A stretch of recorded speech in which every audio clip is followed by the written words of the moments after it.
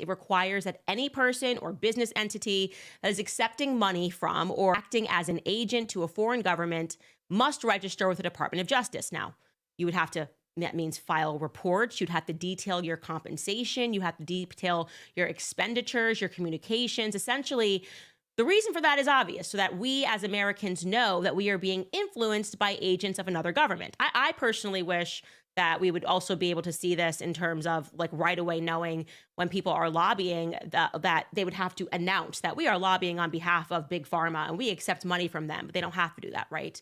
And so it would color your imagination, obviously, if I'm saying all these things and you find out that I'm registered under FARA for a foreign country like Ukraine, you would go, okay, well, that makes sense. Candace is telling me that we should go to war with Ukraine, but I now know that Candace is actually accepting tens of millions of dollars from Ukraine. That's the purpose of FARA registration.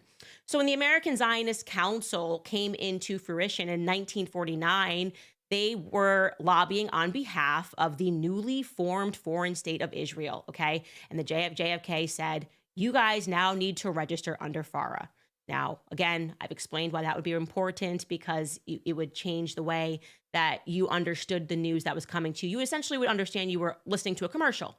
And sometimes you wonder when you see all these influencers, you're like, who's funding them? That natural question of who is funding them. It would be infinitely more important if you knew that it was somebody, it was a foreign country overseas. So we're going to take a lead up